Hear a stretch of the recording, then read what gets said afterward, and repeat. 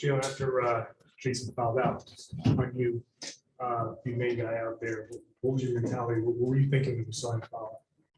First, it was a bad call, but just being poised, wanted to just control the game, keep our guys calm, and make the right plays. You know, got sped up one time, but other than that, we played some pretty good basketball down the stretch, got some good looks, and we went and got stops on the other end. So, you know, just doing what we do, you know, playing good team basketball.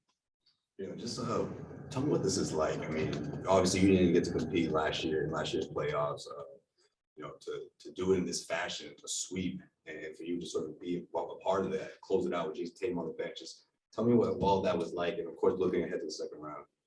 It's just a blessing.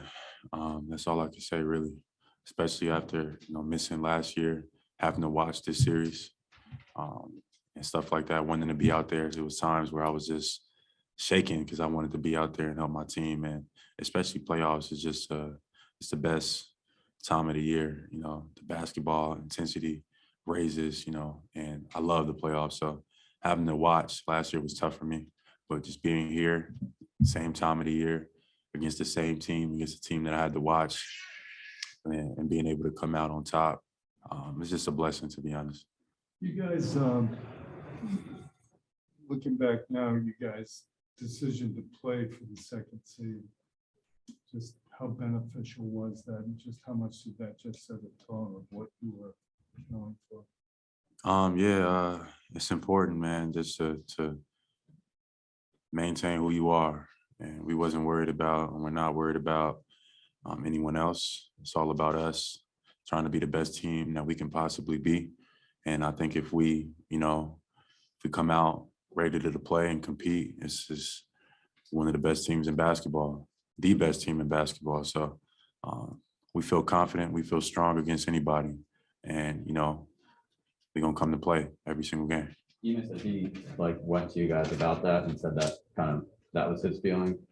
That basically, I don't want to duck anybody, and you guys gave it back to him. He did not seem to know how you guys felt about it. What do you remember about that conversation and kind of how it developed? Absolutely. You know, Ime was, he kind of set the tone from the jump, how he felt about it.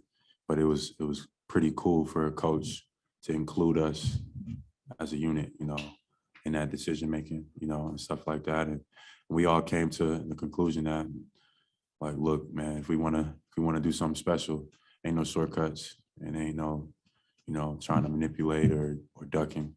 Sometimes you got to take the hard way, or what perceives to be that way, and let the chips fall where they may. So Ime definitely led led us in that direction, and we all agreed and followed suit. What did you see from Ime and the staff in this series? Ime, for a first-year head coach, plenty of poise. I know he played the game and, you know, been on championship teams, and you could tell because in high-pressure moments, even like tonight, he seemed to have the poise. He wanted us to stay calm, and oftentimes when you are, you know, playing for a coach, I mean, his leadership is going to reflect onto the floor. So, you know, we stayed poised, we stayed calm. Even when JT got fouled out, we played good basketball down the stretch and held on. He came out to center court almost during a stoppage play with under 30 seconds left. You could tell he was coaching you guys. I mean, he was there. To see your coach head out there with that intensity, you know, in Brooklyn, that's impressive, isn't it? Leadership, absolutely. Leadership is important, from coaches to players to organization. And this year has been pretty special from the top to the bottom. So as we move forward, you know, looking to maintain that and just embracing who we are, you know, on the floor, what Celtic basketball is about, tradition, playing the game the right way, but also, you know, kind of creating that new culture, that new environment that we all looking forward to and enjoying right now. You talked about doing something special, and you guys have been statistically the best team in the league for the last few months. Do you think about that? Do you think big picture like that, or do you just try to stay focused on the task at hand? One game at a time. That's all. Really, my mindset is focused on, you know, just one game at a time. Can't get ahead of yourself. We've been here before. We got a lot of guys that's been had some runs in the playoffs. So We know how things can change, things can flip.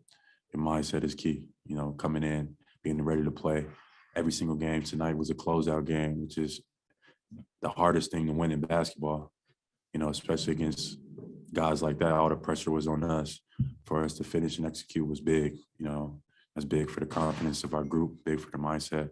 I think that was fantastic. Is the hamstring okay? It looked like you were rubbing it a little bit on the foul line at the end.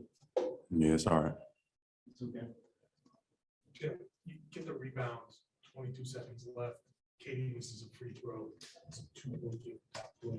A lot of players in that situation would hold when you made that lead pass to Marcus. It's just a function of what were you seeing in that moment that made you decide to push it?